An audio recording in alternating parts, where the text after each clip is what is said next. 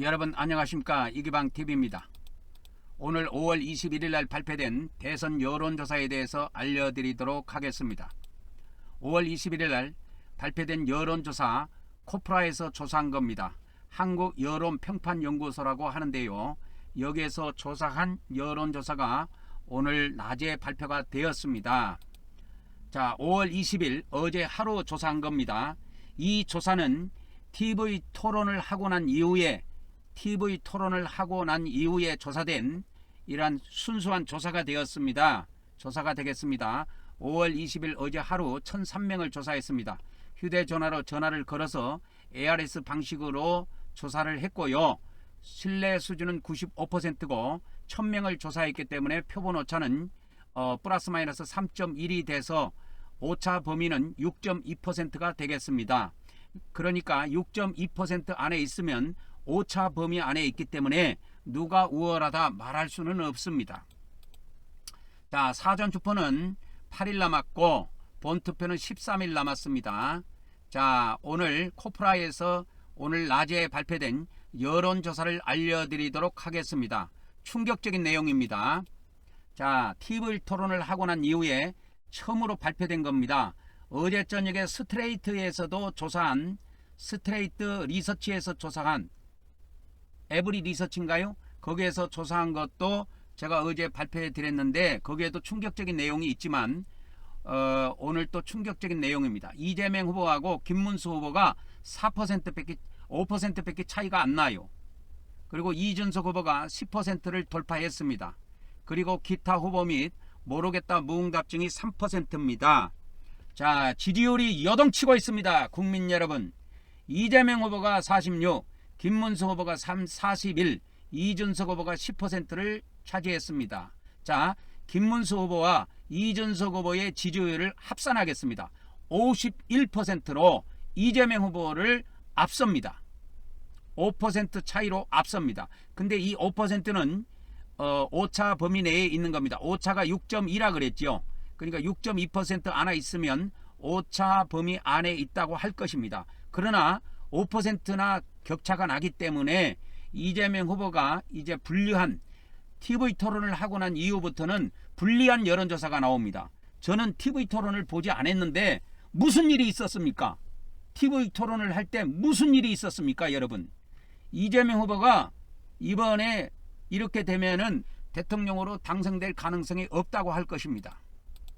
대선 후보 지지율을 좀 자세히 보도록 하겠습니다. 이재명 후보 46, 김문수 후보 41, 이준석 후보 10, 권영국 1, 한교안 1, 송진호 0, 지지 후보 없다 1, 모르겠다 1 해가지고 이제 후보가 다 결정이 됐습니다, 여러분. 자, TV 토론 1차 TV 토론을 하고 난 이후에 19일 이후에 조사된 내용에서는 이재명 후보하고 김문수 후보의 격차가 거의 없습니다. 오차 범위 안에 있습니다, 여러분. 무슨 일이 있었습니까? TV 토론 때. 저는 TV 토론을 보지 않았지만은 TV 토론 때 이것이 국민들에게 엄청난 영향을 미친 걸로 예상이 됩니다. 자, 재밌게 돌아갑니다. 자, 이 앞전에 17일 때 조사한 것하고 비교를 해보면 이재명 후보는 2% 하락했고 김문수 후보는 1% 상승을 했고 이준석 후보도 1% 상승을 했어요. 1% 상승을 했습니다. 자, 그러면 이재명 후보와 김문수 후보의 서울 지지율을 보겠습니다. 자, 서울 후보 지지율을 보면 김문수 후보가 6% 앞섭니다. 46, 이재명 후보 40. 그래서 격차가 6% 납니다. 자, 인천 경기 지역을 보도록 하겠습니다. 이재명 후보와 김문수 후보의 인천 경기 지역에서는 이재명 후보가 52, 김문수 후보가 35로 이재명 후보가 16% 차이로 이기고 있습니다. 자, 대전 충청 지역을 보도록 하겠습니다. 대전 충청 지역을 보면은 김문수 후보가 앞섭니다. 48, 이재명 38. 격차는 10%가 납니다. 그래서 대전 충청 지역에서는 김문수 후보가 48로서 10% 앞선다는 여론조사가 나왔습니다. 자, 광주 전라 지역을 보도록 하겠습니다. 이재명 후보가 66, 김문수 후보가 26으로서 광주 전라 지역에서는 이재명 후보가 40% 앞서는 것으로 조사가 되었습니다. 대구 경북을 보도록 하겠습니다. 대구 경북에서 김문수 후보가 44, 이재명 후보가 38로 김문수 후보가 6% 앞서고 있습니다. 6%면은 이게 오차 범위 안에 있는 겁니다. 오차 범위가 6.2예요. 6.2이기 때문에 이 6%도 오차 범위 안에 있는 겁니다. 자, 그 다음에 부울경 보도록 하겠습니다. 부산, 울산, 경남입니다. 이재명 후보가 39, 김문수 후보가 50. 그래서 김문수 후보가 부산, 울산, 경남 지역에서는 11%로 앞서고 있습니다. 자, 강원, 제주 지역을 보도록 하겠습니다.